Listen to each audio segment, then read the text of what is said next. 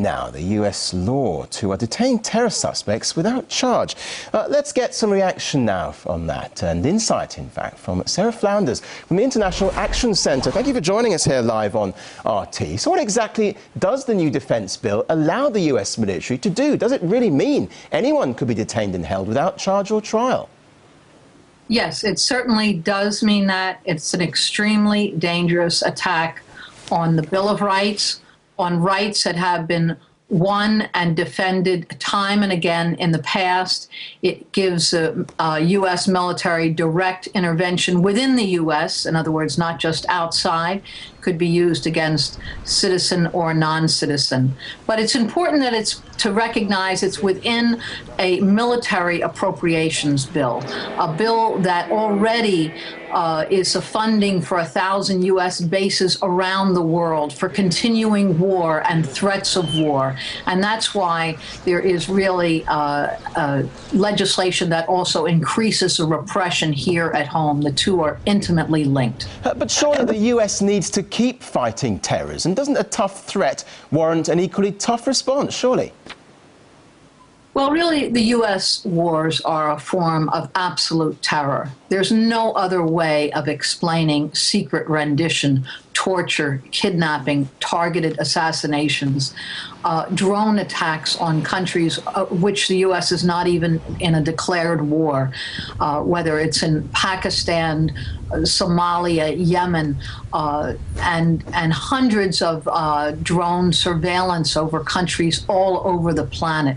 All of this is a form of really state terror and must be linked to defense of our rights right here, because the people of the world, when the sovereignty of every country is under attack, of course it resonates here at home, because everyone here who speaks out for their rights also is increasingly finding themselves targeted. The Occupy Wall Street movement targeted. The Muslim population as a whole targeted. Okay, but I'm sorry to butt in there, but President Obama has promised to keep the military in check to make sure terror suspects are treated fairly. Isn't that some reassurance? Well, there has been no fairness in the way those even charged with terrorism have been treated. President Obama came into office promising to shut down Guantanamo, and that certainly has not happened. And as a matter of fact, this would continue Guantanamo and stop even the moving of people from Guantanamo to prisons in the U.S. It has very dangerous provisions for sanctions and more aggressive attacks on Iran, very dangerous, that are linked to threats on the population right here. So despite President Obama's promises, we've heard many, many promises from President Obama, and yet when it comes to rights of people here and the rights of people around the world, that has not been the experience, unfortunately.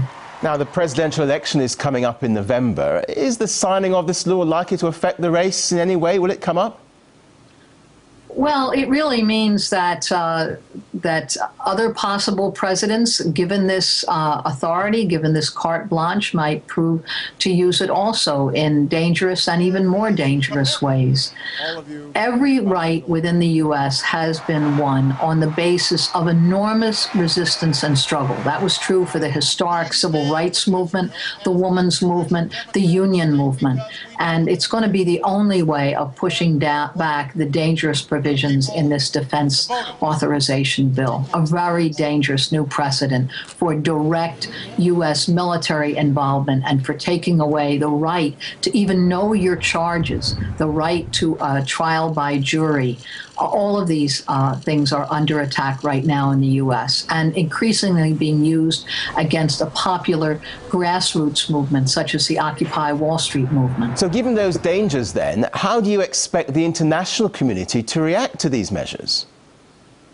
Well, hopefully the international community also will raise a hue and cry, because the U.S. government, the State Department, claims to speak for democracy all over the world and to make all manner of demands on other countries, while at the very same moment taking away those rights right here. When you look at almost 100 cities in the U.S. where in the last couple of months there was direct police action, mass arrests, and shutting down of the Occupy Wall Street movements, and you look at what's happened to the Muslim community in the U.S., where hundreds and hundreds of people targeted, secretly detained, facing long sentences. And when you look at the largest prison population in the world right here of Black and Latino prisoners overwhelmingly, we cannot allow the U.S. to do these things right here at home and yet claim to speak for democracy and human rights around the world. They must be held accountable here and for their wars around the world. That's essential. Okay, thank you for joining us. We're out of time. Live from New Jersey in the US, that was Sarah Flounders from the International Action Center. Thank you.